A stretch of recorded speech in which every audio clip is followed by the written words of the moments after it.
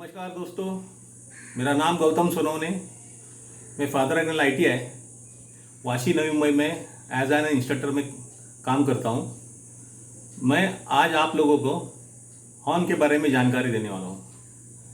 इस हॉर्न के बारे में मैं ये 7 ऑब्जेक्टिव क्लियर करने वाला हूँ। सबसे फर्स्ट पॉइंट है introduction, second one is the need, third type of horn use in a vehicle. There is 3 types of horn, 3 types के हॉर्न है। Bulb horn, B electric vibrating horn, C air horn.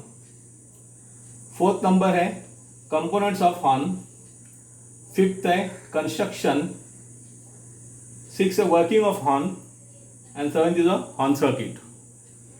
सबसे पहले मैं आपको जानकारी देना चाहता हूं कि इंट्रोडक्शन। हॉर्न मीन्स क्या है? जब हम गाड़ी को व्हीकल को ड्राइव करते हैं दैट टाइम हमारे आगे की रोड के ऊपर बहुत सारे रेजिस्टेंस आते हैं, पब्लिक आती है, जानवर आते हैं, तब हमें गाड़ी चलाने को दिक्कत होती है। तो उनसे साइड मांगने के लिए या हमें साइड दे दो, उसका इंडिकेशन देने के लिए ड्राइवर को हॉर्न बजाना पड़ता है। इसी की इसी को, और वो हॉर्न में से जो साउंड निकलता है, आवाज़ निकलती है, उस आवाज को, उस साउंड को बोला जाता है हॉर्न। सेकेंड नंबर है नीड, उसकी जरूरत क्या है? तो पब्लिक को या जानवर को, किसी को हमको बोलना रहेगा कि हमारी गाड़ी चल रही है, हमें तकलीफ हो रही है, हमें साइड दो, उसी के लिए हॉर्न की जरूरत पड़ती है। दूसरी बात तो यह है कि RTO के नॉर्म्स के अनुसार व्हीकल एक मशीन है और इस मशीन के अंदर हॉर्न होना बहुत कंपलसरी है। विदाउट हॉर्न आप लोग रोड के ऊपर गाड़ी चला नहीं सकते, नहीं तो आपको RTO फाइन लग सकता है। टाइप्स में जो 3 टाइप्स के हॉर्न यूज किए जाते हैं, पहला वाला है bulb horn, second one is the electric horn और third one is the air horn. ये जो बल्ब हॉर्न है, जब पहले गाड़ियां बनाई गई थी उस टाइम पे इलेक्ट्रिक हॉर्न नहीं था, एयर हॉर्न नहीं था। तो सबसे पहले जो हॉर्न बनाया गया था वो बल्ब हॉर्न बनाया गया था। ये डिफरेंट टाइप्स के हॉर्न है, इसे बल्ब हॉर्न बोला जाता है। बल्ब हॉर्न के प्रकार है, ये बल्ब हॉर्न में जो इसे रबर का बल्ब बोलते हैं, ये रबर का बल्ब है और ये ट्रम्पेट शेप में दिया जाता है। ये डिफरेंट टाइप्स के बल्ब हॉर्न है। इस ट्रम्पेट में से हवा, इसके अंदर बल्ब के अंदर हवा रहती है। जब हम इसको प्रेस करते हैं तो इसमें से हवा रीड से होकर आगे इस हॉर्न के यहां से बाहर निकलती है, उसमें से साउंड निकलता है। इस ट्रम्पेट में ये ऐसा राउंड शेप दिया है, इससे साउंड का जो वेव्स है या साउंड की आवाज है वो आवाज चेंज हो जाती है। यहां भी ये बल्ब के आगे ये जो तुम्हारा ये ट्रम्पेट है, ये ट्रम्पेट का शेप ऐसा राउंड करके निकाला है, तो इसके वजह से साउंड में जो साउंड की आवाज है उसे चेंज होती है। ऐसे डिफरेंट टाइप्स के एयर हॉर्न क्या किए जाते हैं, यूज किए जाते हैं। इसके अंदर मेन पार्ट्स है ये बल्ब और इसके अंदर क्या रहती है, रीड रहती है। क्या रहती है? रीड। डिफरेंस हॉर्न है बल्ब हॉर्न और ये उसके अंदर की रीड है। ये रीड बोले तो क्या रहता है कि इसका एक एग्जांपल है, जैसे बच्चे पाँव में शूज पहनते हैं और वो चलने के टाइम पे जो उसमें से जो आवाज निकलती है पी पी करके, उस शूज के अंदर भी क्या रहती है, एक रीड रहती है और एक एयर का बैग रहता है। वो एयर का बैग जब पैर उठाते हैं तो हवा उसके अंदर भर जाती है, पैर जमीन पे रख देगा तो एयर का बैग प्रेस होता है और प्रेस होने की वजह से इस रीड में से वो हवा बाहर निकलती है और वहां से जो हवा बाहर निकलती है उसके वजह से वो साउंड बचता है पी पी करके। एज अ सेम प्रिंसिपल इस बल्ब हॉर्न के अंदर क्या किया जाता है, यूज किया जाता है। इस बल्ब हॉर्न के अंदर, इसके अंदर इधर रीड रहती है। ये डिफरेंट टाइप्स के रीड है। ये रीड खराब हो जाने के बाद में रीड को खोल के इसके अंदर वापस दूसरी रीड क्या की जाती है, फिट की जाती है। और मोस्टली जो ये ट्रम्पेट है ये मोस्टली ब्रास के बने रहते हैं। ब्रास के रीजन ऐसा है कि ये दिखने में गुड लुकिंग रहते हैं और ये एंटी रस्ट रहते हैं, करोजन वगैरह पकड़ते नहीं है, इसीलिए इसे ब्रास का बनाया जाता है। तो बल्ब हॉर्न के अंदर इंपॉर्टेंट क्या है, ये बल्ब है, रबर का बल्ब है और ये रीड है। जैसे कि हम जानते हैं कि पहले जो हॉर्न इन्वेंट किया गया था वो बल्ब हॉर्न के रूप में इन्वेंट किया गया था, जिसके अंदर सिर्फ एक रबर का बल्ब रहता है। लेकिन वो रबर का बल्ब को दबाने के लिए बहुत दिक्कत होती है, थोड़ी ताकत लगती है, तकलीफ होती है। तो इस तकलीफ को और हॉर्न बजाने के लिए ज़्यादा कंफर्टनेस फील करने के लिए या ड्राइवर को कंफर्ट फील होने के लिए आजकल की गाड़ियों में इलेक्ट्रिक टाइप के हॉर्न क्या किए जाते हैं, यूज किए जाते हैं। इसको बोला जाता है इलेक्ट्रिक टाइप वाइब्रेटिंग हॉर्न। ये components of the electric vibrating horn के कंपोनेंट्स है। कॉइल है, ये कॉइल इसके अंदर मैग्नेट प्रोड्यूस करने के लिए यूज की जाती है।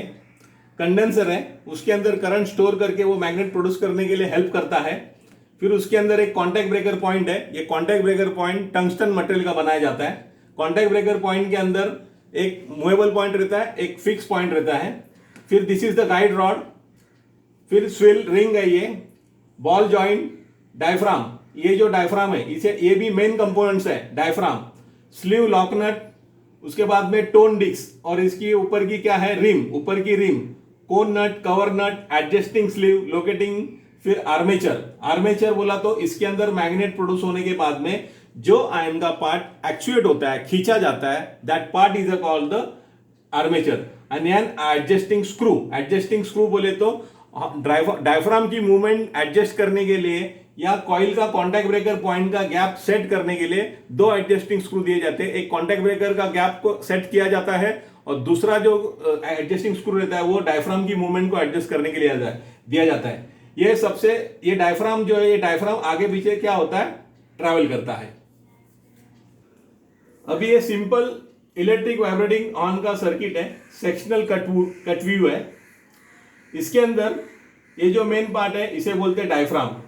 ये डायफ्राम स्प्रिंग शीट मेटल का बनाया जाता है। स्प्रिंग शीट मेटल का ये डायफ्राम बनाया जाता है। ये जो प्लंजर है, ये प्लंजर आयन का बना रहता है। आयन बोले तो लोहे का बना रहता है। फिर यहां भी आयन है, इस आयन कोर के ऊपर कॉपर का क्या है, वाइंडिंग है, कॉपर का वाइंडिंग है।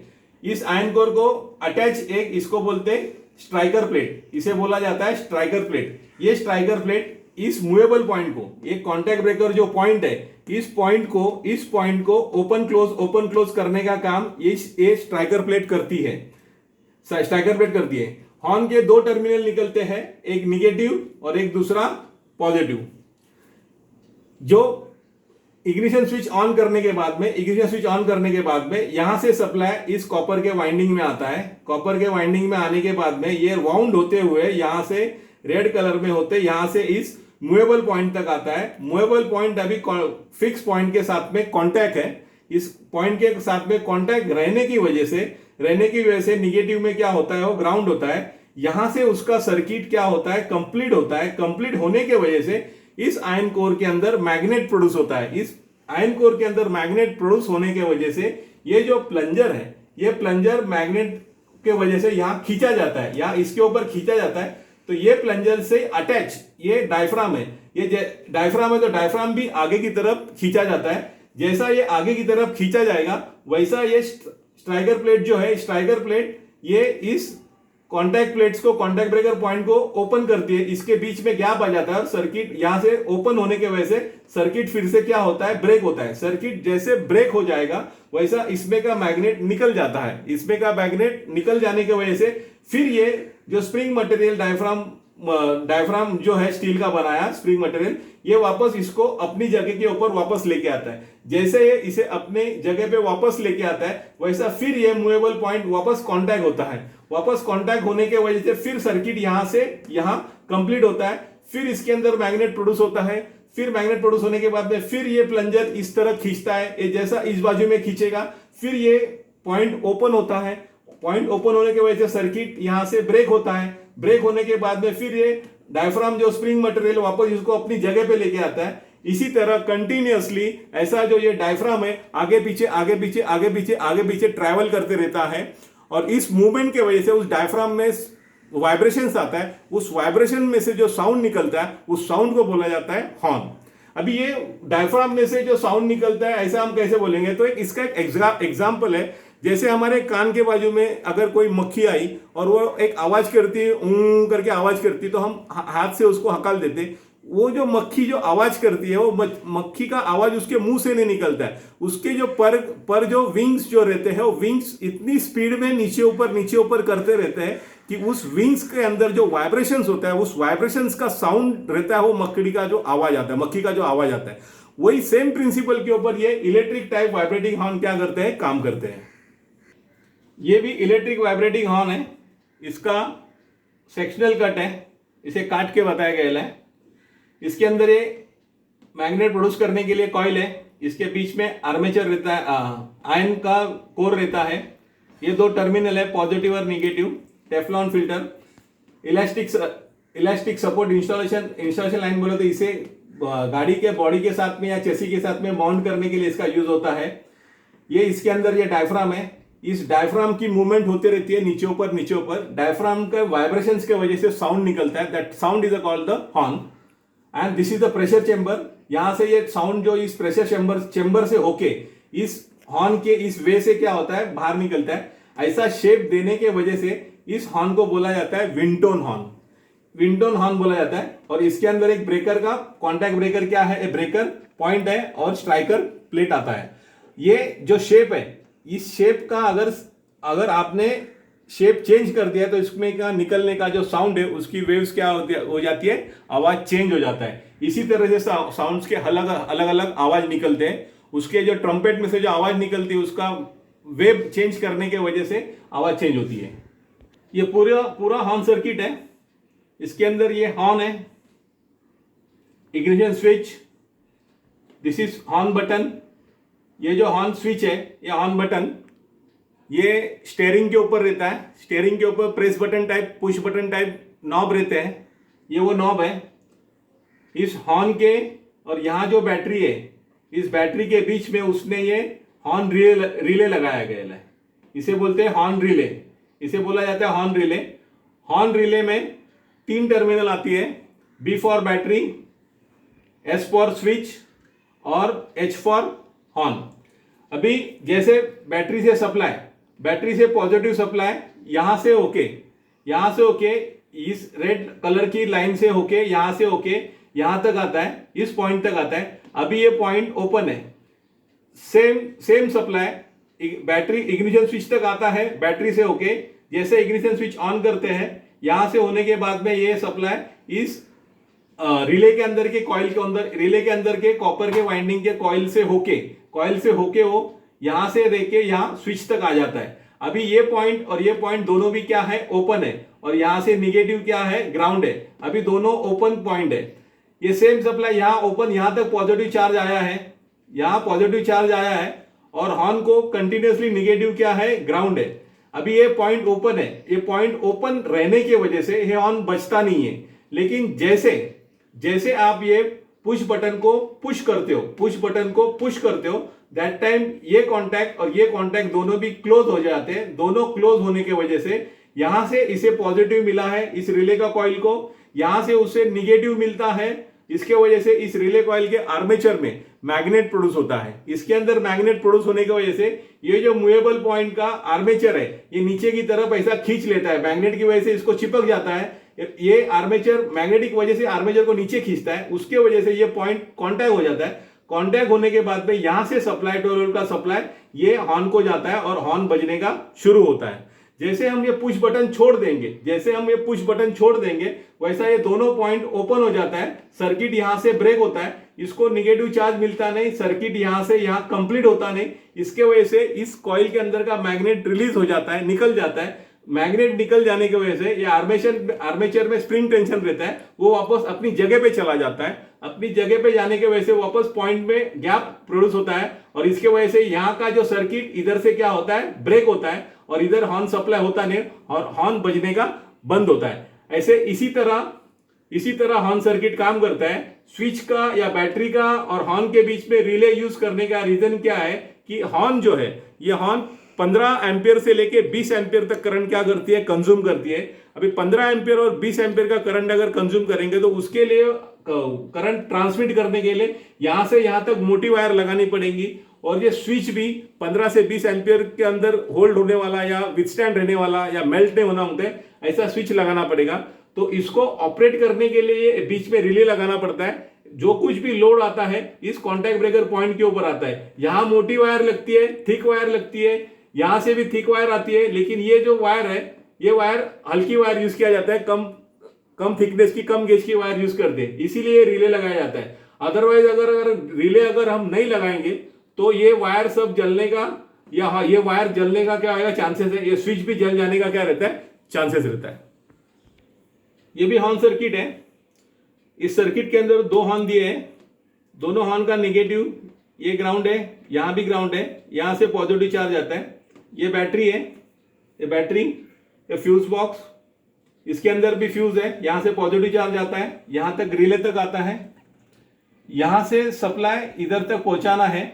लेकिन यहां से सप्लाई यहां कब आता है, जब ये हम ऑन करते हैं और यहां से स्विच हम अप्लाई करते हैं। जैसे हम स्विच अप्लाई करेंगे तो रिले के अंदर मैग्नेट प्रोड्यूस करके रिले ऑपरेट करके यहां का सप्लाई यहां क्या कर देता है, ट्रांसमिट करता है। जैसे हम ये स्विच को ऑन करते हैं वैसे उस टाइम में पैरेलल ये कनेक्शन है, ये लाइट भी क्या होती है, ग्लो होती है। मतलब जैसे हॉर्न बजेगा वैसे लाइट भी क्या होती है, ग्लो होती है।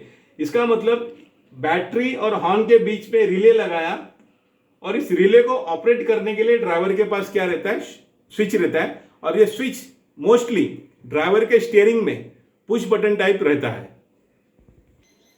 ये एयर हॉर्न है, purely work on the air pressure. Mostly ये air horn heavy truck bus के अंदर यूज करते हैं, बिकॉज हेवी ट्रक और बस के अंदर एयर ब्रेक रहते हैं। तो एयर ब्रेक के लिए जो कंप्रेस एयर है वो रिजर्वायर के अंदर स्टॉक में रहती है। Approximately 90 to 100 psi pound square inch की एयर ब्रेक के लिए यूज की जाती है। वो same air pressure air horn के लिए क्या की जाती है, यूज की जाती है।